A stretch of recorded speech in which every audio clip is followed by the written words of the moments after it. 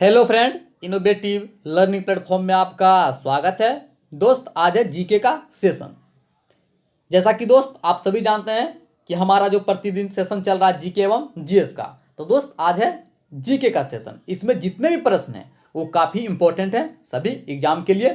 तो कृपया फटाफट हमारे सेशन को शेयर कर दें ताकि अधिक से अधिक फ्रेंड हमारे साथ जुड़ सके और इसका लाभ ले सके। तो ठीक है दोस्त, मुझे उम्मीद है कि आप लोगों ने सेशन को शेयर कर दिया होगा। तो स्टार्ट करते हैं पहला प्रश्न के साथ। तो दोस्त पहला प्रश्न है, किस शासक के द्वारा पाटलिपुत्र को अपनी राजधानी के रूप में पहली बार चुना गया? तो दोस्त उदयन था उसी के द्वारा पाटलिपुत्र को अपनी राजधानी के रूप में पहली बार चुना गया है। तो इसका आंसर क्या है दोस्त? उदयन। बात है उदयन, तो उदयन किस वंश के शासक थे? तो ये थे हर्यक वंश। आप ध्यान रखिएगा, जो उदयन थे ये हर्यक वंश के शासक थे। साथ ही दोस्त हर्यक वंश, जो हर्यक वंश का संस्थापक थे वो कौन थे? तो वे थे बिंबिसार। आप ध्यान रखिएगा, हर्यक वंश का संस्थापक कौन थे दोस्त? ये थे बिंबिसार। जैसा कि जो प्रमुख शासक थे हर्यक वंश के, प्रमुख शासक कौन कौन थे? तो हर्यक वंश के जो प्रमुख शासक थे वो थे बिंबिसार, अजातशत्रु, उदयन, कालाशोक इत्यादि जो थे ये सभी हर्यक वंश के प्रमुख शासक थे। साथ ही दोस्त हर्यक वंश को पितृ संहारम शासक भी कहा जाता है। क्या कहा जाता है दोस्त? आप ध्यान रखिएगा, हर्यक वंश को जो है पितृ संहारम शासक भी कहा जाता है, क्योंकि यहाँ पर जितने भी शासक बने हैं उन्होंने अपने पिता का हत्या करके ही गद्दी पर आसीन हुए हैं। तो इसी कारण से इसे पितृ संहारक शासक भी कहा जाता है। तो इसका आंसर क्या है दोस्त? उदयन। ठीक है दोस्त, चलते हैं प्रश्न नंबर 2। श्रीलंका से संगम युग में कौन से तमिल कवि थे? तो आप ध्यान रखिएगा, श्रीलंका से जो संगम युग में जो तमिल कवि थे वो कौन थे दोस्त? वे थे इलाम्बोधियर। आप ध्यान रखिएगा, श्रीलंका के संगम युग में कौन से तमिल कवि थे दोस्त? वे थे इलाम्बोधियर। तो इसका आंसर क्या है दोस्त? इलाम्बोधियर। साथ ही दोस्त श्रीलंका, इसका प्राचीन नाम क्या है? तो इसका जो प्राचीन नाम था वो था सीलोन। आप ध्यान रखिएगा, श्रीलंका का प्राचीन नाम क्या है? सीलोन। ठीक है दोस्त, चलते हैं प्रश्न नंबर 3। प्राचीन काल में तोंडी किस शासक का समुद्री बंदरगाह था? तो दोस्त प्राचीन काल में तोंडी ये चेर वंश, जो चेर शासक था उसी का बंदरगाह था। तो आप ध्यान रखिएगा, प्राचीन काल में तोंडी किस शासक का समुद्री बंदरगाह था? ये था चेर शासक का। तो इसका आंसर क्या है दोस्त? चेर वंश। ठीक है दोस्त, चलते हैं प्रश्न नंबर 4। गोदावरी के तट पर कौन सा एकमात्र महाजनपद स्थित था? तो दोस्त आप ध्यान रखिएगा, जितने भी महाजनपद था, जैसा कि आप सभी जानते हैं कुल 16 महाजनपद था। तो आप ध्यान रखिएगा कि गोदावरी के तट पर जो एकमात्र महाजनपद स्थित था दोस्त, वो कौन था दोस्त? तो वो था आसमक। आप ध्यान रखिएगा, गोदावरी के तट पर कौन सा एकमात्र महाजनपद स्थित था? वो था आसमक। जैसा कि आप सभी जानते हैं, जो बौद्ध के धर्म ग्रंथ है अंगुत्तर निकाय, उसमें कुल महाजन जो 16 महाजनपद है उसके बारे में वर्णन किया गया। और जो सबसे बड़ा एवं शक्तिशाली जो महाजनपद था या साम्राज्य था वो कौन सा था दोस्त? वो था मगध। आप ध्यान रखिएगा, उस समय का जो 16 महाजनपद था उसमें जो सबसे बड़ा महाजनपद था वो कौन सा दोस्त?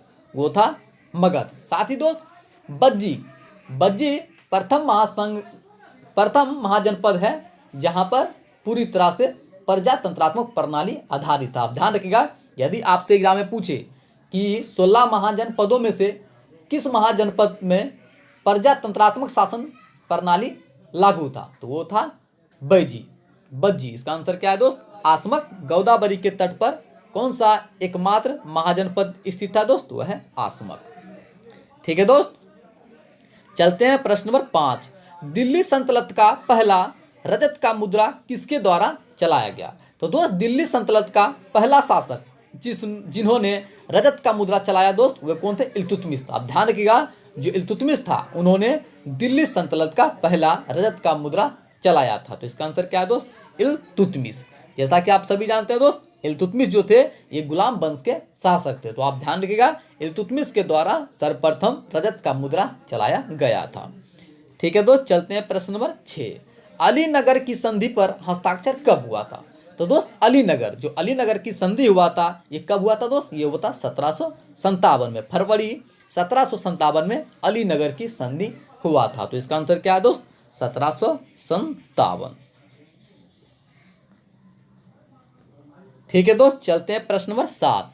भारत में लोक निर्माण विभाग की स्थापना किसके द्वारा स्थापित किया गया?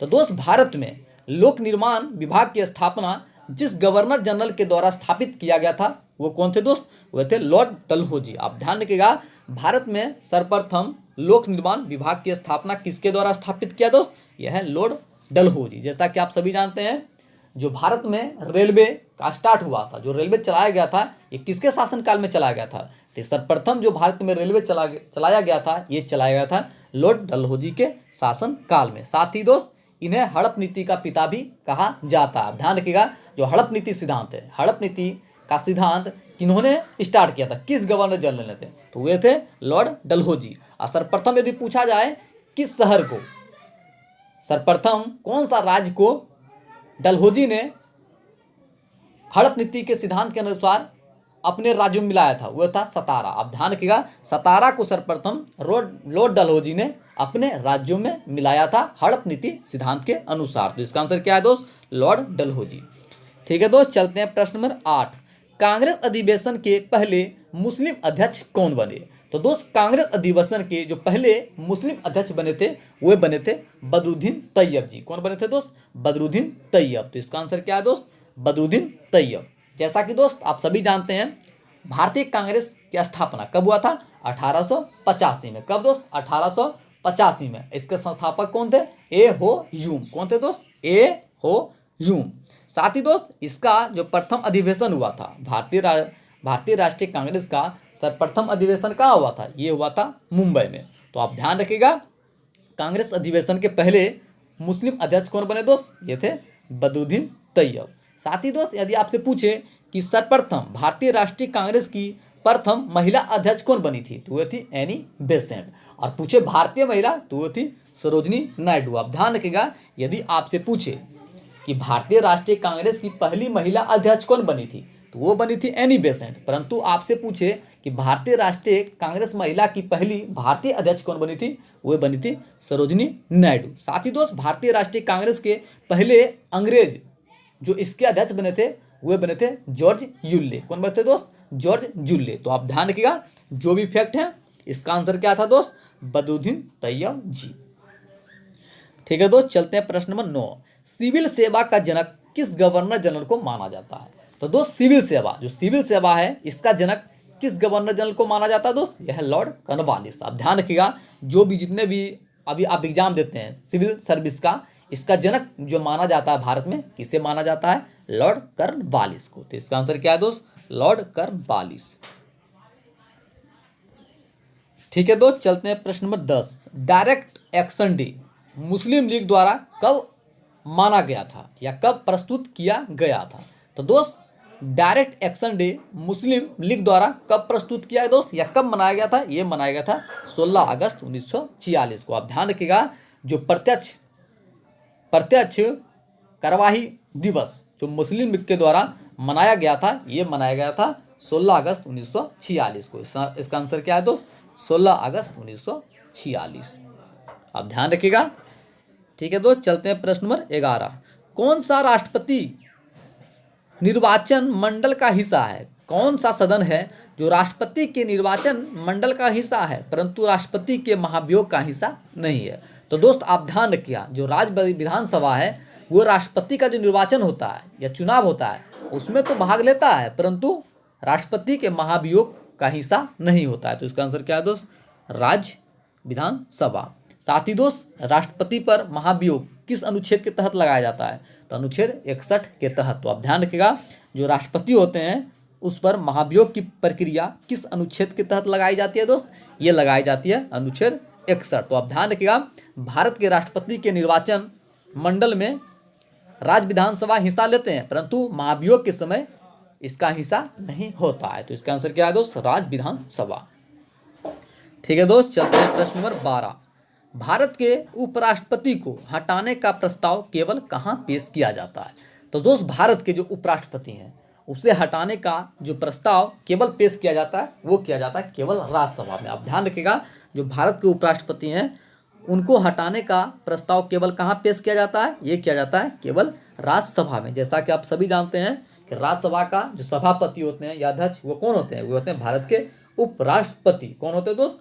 भारत के जो उपराष्ट्रपति हैं वो राज्यसभा के अध्यक्ष होते हैं। तो भारत के उपराष्ट्रपति को हटाने का प्रस्ताव केवल कहाँ पेश होता है? ये होता है केवल राज्यसभा में। तो इसका आंसर क्या है दोस्त?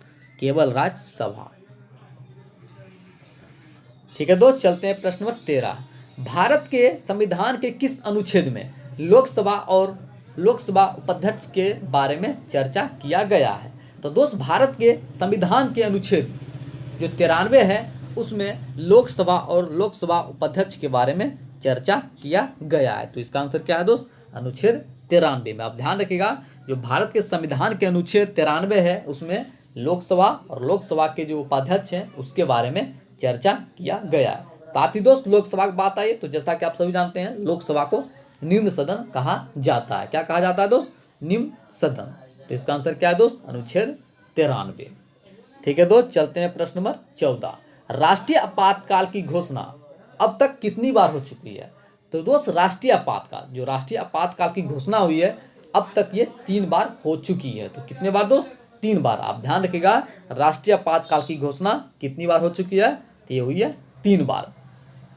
अब दोस्त कब कब हुआ था? तो सर्वप्रथम हुआ था 1962 में, दूसरा हुआ 1971 में और तीसरा हुआ 1975 में। आप ध्यान रखिएगा, भारत में जो राष्ट्रीय आपातकाल की घोषणा हुई थी 3 बार। कब कब हुई थी? तो सर्वप्रथम 1962 में भारत चीन युद्ध के समय, दूसरा बार 1971 में और तीसरा बार हुआ था जो इमरजेंसी आंतरिक आपातकाल लगाया गया था इंदिरा गांधी के शासनकाल में। कब दोस्त? 1975 में। तो इसका आंसर क्या है दोस्त? 3 बार। ठीक है दोस्त, चलते हैं प्रश्न नंबर 15। लोकसभा में भारत के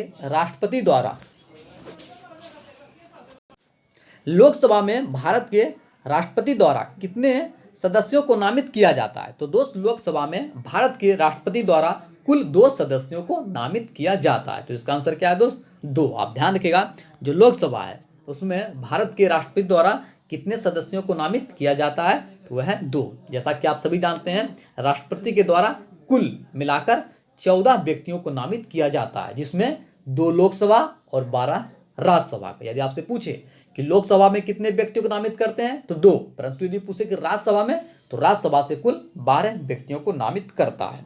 ठीक है दोस्त, तो लोकसभा में भारत के राष्ट्रपति द्वारा कितने सदस्यों को नामित किया जाता है? तो यह है 2 और कुल मिलाकर 14। ठीक है दोस्त, चलते हैं प्रश्न नंबर 16। मुख्यमंत्री की नियुक्ति कौन करता है? तो दोस्त मुख्यमंत्री की जो नियुक्ति होता है ये करते हैं राज्य का राज्यपाल। आप ध्यान रखिएगा, मुख्यमंत्री जो होते हैं राज्य का, उनकी नियुक्ति कौन करता है? तो उनकी जो नियुक्ति करता है वो करते हैं राज्य का राज्यपाल। तो इसका आंसर क्या है दोस्त? राज्य का राज्यपाल। ठीक है दोस्त, चलते हैं प्रश्न नंबर 17।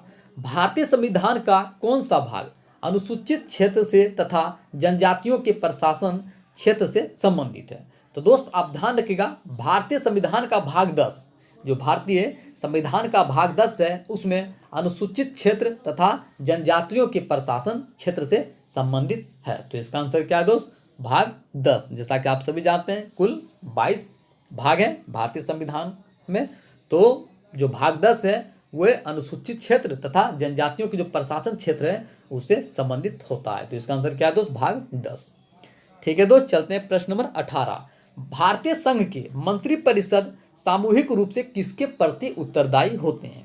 तो दोस्त आप ध्यान रखिएगा, जो भारतीय संघ के मंत्रिपरिषद होते हैं वो सामूहिक रूप से किसके प्रति उत्तरदायी होते हैं? तो ये होते हैं लोकसभा के। यदि आपसे पूछे सामूहिक रूप से तब होते हैं लोकसभा के, परंतु आपसे पूछे कि ये व्यक्तिगत रूप से किसके प्रति उत्तरदायी होते हैं? ये होते हैं राष्ट्रपति। काफी इंपॉर्टेंट क्वेश्चन है, आप ध्यान रखिएगा। यदि आपसे पूछे सामूहिक रूप से, तो सामूहिक रूप से किसके प्रति होते हैं? ये होते हैं लोकसभा। परंतु आपसे पूछे कि व्यक्तिगत रूप से किसके प्रति उत्तरदायी होते हैं? तो वो होते हैं राष्ट्रपति। तो आप ध्यान रखिएगा, भारतीय संघ के मंत्रिपरिषद सामूहिक रूप से किसके प्रति उत्तरदायी होते हैं? तो ये है लोकसभा। ठीक है दोस्त, इसका आंसर क्या है? लोकसभा। ठीक है दोस्त, चलते हैं प्रश्न नंबर 19। राष्ट्रपति केवल किसकी लिखित सलाह पर राष्ट्रीय आपातकाल लागू कर सकते हैं? तो दोस्त जैसा कि बता चुके हैं कि राष्ट्रपति केवल किसकी सलाह पर राष्ट्रीय आपातकाल लागू कर सकते हैं दोस्त? यह है केंद्रीय मंत्रिमंडल। जो केंद्रीय मंत्रिमंडल होते हैं उसके ही सलाह पर केवल राष्ट्रपति राष्ट्रीय आपातकाल की घोषणा कर सकते हैं। तो इसका आंसर क्या है दोस्त? केंद्रीय मंत्रिमंडल। जैसा कि हम बता चुके हैं, राष्ट्रीय आपातकाल जो है भारतीय संविधान में वो 3 प्रकार के हैं: राष्ट्रीय आपातकाल, राष्ट्रपति शासन और वित्तीय आपातकाल। ठीक है दोस्त, तो आप ध्यान रखिएगा, राष्ट्रपति केवल केंद्रीय मंत्रिमंडल के सलाह पर ही राष्ट्रीय आपातकाल की घोषणा कर सकते हैं। ठीक है दोस्त, चलते हैं प्रश्न नंबर 20। किसी राज्य का राज्यपाल उसके सभी कार्यों के लिए किसके प्रति जवाबदेही होते हैं? तो दोस्त, किसी भी राज्य का राज्यपाल उसके सभी कार्यों के लिए किसके प्रति जवाबदेही होते हैं दोस्त? ये होते हैं राष्ट्रपति के। आप ध्यान रखिएगा, किसी भी राज्य का जो राज्यपाल हैं वे मुख्य रूप से किसके प्रति उत्तरदायी होते हैं, जवाबदेही होते हैं? तो वे होते हैं भारत के राष्ट्रपति। क्योंकि आप सभी जानते हैं कि राज्य के राज्यपालियों का जो नियुक्ति करता है ये किसके द्वारा की जाती है? ये की जाती है भारत के राष्ट्रपति के द्वारा। आप ध्यान रखिएगा, जो राज्य का राज्यपाल है उसका नियुक्ति किसके द्वारा किया जाता है? तो ये किया जाता है भारत के राष्ट्रपति के द्वारा। तो इसका आंसर क्या है दोस्त? राष्ट्रपति। ठीक है दोस्त, चलते हैं प्रश्न नंबर 21। विदेशों में अपने घरेलू मूल्यों से कम लागत पर माल बेचने की प्रक्रिया को क्या कहा जाता है? तो दोस्त, विदेशों में जो विदेश होते हैं उसमें यदि आप घरेलू बिक रहे हैं, जो आपका घरेलू दाम है उससे ही कम लागत पर यदि आप माल बेचते हैं तो इस प्रक्रिया को कहा जाता है डंपिंग। क्या दोस्त? डंपिंग। तो आप ध्यान रखिएगा, विदेशों में अपने घरेलू विक्रय मूल्यों से कम लागत पर माल बेचने की प्रक्रिया क्या कहलाती है दोस्त? डंपिंग। तो इसका आंसर क्या है दोस्त? डंपिंग। ठीक है दोस्त, चलते हैं प्रश्न नंबर 22। निर्धारित समय एक देश और दुनिया के शेष हिस्सों के बीच किए गए लेन देन के विवरण को क्या कहा जाता है? तो दोस्त, निर्धारित समय में एक देश और दुनिया के जितने भी शेष हिस्से के बीच किए गए लेन देन के विवरण को कहा जाता है भुगतान शेष। आप ध्यान रखिएगा, एक निर्धारित समय में, कोई मान लीजिए कि फिक्स टाइम है, उसके समकक्ष देश और दुनिया के किसी भी हिस्से में यदि जो लेन देन होता है उसके जो विवरण होते हैं उसे हम क्या कहते हैं? उस प्रक्रिया को उसे कहते हैं भुगतान शेष। तो इसका आंसर क्या है दोस्त? भुगतान शेष। ठीक है, चलते हैं प्रश्न नंबर 23। अंतर्राष्ट्रीय मुद्रा कोष का मुख्यालय कहाँ स्थित है? तो दोस्त, अंतर्राष्ट्रीय मुद्रा कोष का मुख्यालय है वाशिंगटन डीसी। कहाँ दोस्त? वाशिंगटन डीसी, जिसे हम अंतर्राष्ट्रीय मुद्रा कोष को शॉर्ट में IMF भी कहते हैं। इसका फुल फॉर्म क्या होता है? International monetary fund. क्या होता है दोस्त? International monetary fund. तो आप ध्यान रखिएगा, अंतर्राष्ट्रीय मुद्रा कोष का मुख्यालय कहाँ स्थित है? ये स्थित है अमेरिका के राजधानी जो है वाशिंगटन डीसी में, वहीं पर स्थित है। तो इसका आंसर क्या है दोस्त? Washington DC. ठीक है दोस्त, चलते हैं प्रश्न नंबर 24। रुपए चालू खाता पर कब से परिवर्तनीय रहा? तो दोस्त, जो रुपए चालू खाता है ये कब से परिवर्तनीय रहा दोस्त? ये रहा 1994 से। जो रुपए चालू खाता पर जो परिवर्तन किया गया, जो चेंजेबल लाया गया था, ये कब लाया गया दोस्त? ये लाया गया था 1994। तो आप ध्यान रखिएगा, रुपए चालू खातों पर कब से परिवर्तनीय रहा है? तो ये रहा 1994 से। ठीक है दोस्त, चलते हैं प्रश्न नंबर 25। भारतीय रिजर्व बैंक का राष्ट्रीयकरण कब हुआ था? तो दोस्त, भारतीय रिजर्व बैंक RBI का जो राष्ट्रीयकरण हुआ था ये हुआ था 1 जनवरी 1949 को। कब दोस्त? 1 जनवरी 1949 को भारतीय रिजर्व बैंक का राष्ट्रीयकरण हुआ था। बात की जाए दोस्त भारतीय रिजर्व बैंक, इसका स्थापना कब हुआ था? इसका स्थापना हुआ था 1 अप्रैल 1935 को। कब दोस्त? 1 अप्रैल 1935 को। इसका मुख्यालय कहाँ है? इसका मुख्यालय है मुंबई। और साथ ही दोस्त, इसके वर्तमान में हेड जो हैं वो कौन है? जो गवर्नर हैं वो कौन है? वो है शक्तिकांत दास। तो आप ध्यान रखिएगा RBI के बारे में। तो इसका आंसर क्या है दोस्त? 1 जनवरी 1949 को। ठीक है दोस्त, चलते हैं प्रश्न नंबर 26। किस देश को मिडनाइट ऑफ लैंड के नाम से जाना जाता है? तो दोस्त, जैसा कि आप सभी जानते हैं, मिडनाइट ऑफ लैंड के नाम से किसे जाना जाता है? नॉर्वे को। किसको दोस्त? नॉर्वे को। जैसे कि इसे उगते हुए सूर्य के देश के नाम से भी जाना जाता है। तो आप ध्यान रखिएगा, मिडनाइट ऑफ लैंड के नाम से किसे जाना जाता है? तो वह है नॉर्वे। नॉर्वे की राजधानी कहाँ है दोस्त? ओस्लो। जैसा कि आप सभी जानते हैं, जो शांति का नोबेल पुरस्कार दिया जाता है ये कहाँ दिया जाता है? ये दिया जाता है ओस्लो में। तो आप ध्यान रखिएगा, नॉर्वे की राजधानी कहाँ है? ओस्लो। तो मिडनाइट ऑफ लैंड के नाम से किस देश को जाना जाता है? नॉर्वे। ठीक है दोस्त, चलते हैं प्रश्न नंबर 27। उत्तर और दक्षिण भारत को विभाजित करने वाली पर्वत श्रृंखला कौन सी है? तो दोस्त, उत्तर और दक्षिण भारत जो है उसको विभाजित करने वाली जो पर्वत श्रृंखला है वो कौन सी है दोस्त? वह है विंध्याचल पर्वत। आप ध्यान रखिएगा, जो विंध्य पर्वत है वो उत्तर और दक्षिण भारत को विभाजित करता है। तो ध्यान रखिएगा, उत्तर और दक्षिण भारत को विभाजित करने वाली पर्वत श्रृंखला कौन सी है दोस्त? वह है विंध्य पर्वत। इसका आंसर क्या है? विंध्य पर्वत। ठीक है दोस्त, चलते हैं प्रश्न नंबर 28। कौन सी भारतीय मिर्च को दुनिया का सबसे तीखा मिर्च माना जाता है? तो आप ध्यान रखिएगा दोस्त, जो भूत ढोलकिया मिर्च को दुनिया का सबसे तीखा मिर्च माना जाता है। तो इसका आंसर क्या है दोस्त? भूत ढोलकिया। आप ध्यान रखिएगा, पूरी दुनिया में जो भारत के द्वारा जो उत्पादन होता है मिर्च, भूत ढोलकिया, ये सबसे तीखी मिर्च माना जाता है। ठीक है दोस्त, चलते हैं प्रश्न नंबर 29। फ्लैश बाढ़ किससे संबंधित है? तो दोस्त फ्लैश बाढ़ जो शब्द है ये संबंधित है आंधी से। जो आंधी है उससे ही संबंधित है फ्लैश बाढ़। तो इसका आंसर क्या है दोस्त? आंधी।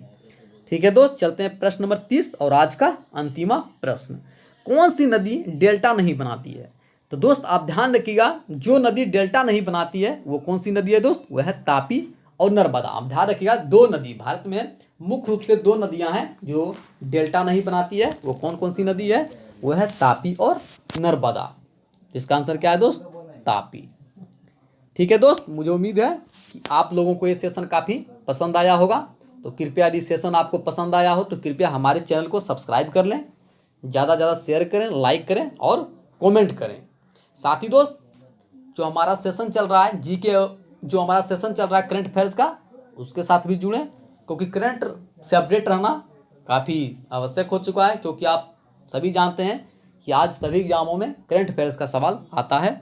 तो कृपया हमारे साथ करंट अफेयर्स का सेशन जो है उसके साथ भी जुड़ें, साथ ही साथ हमारा जो सेशन चल रहा है जीके एवं जीएस, उसके साथ भी जुड़ें।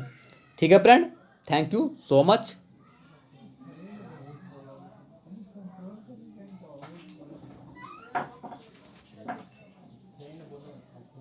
अरे चालू कर लें गर्म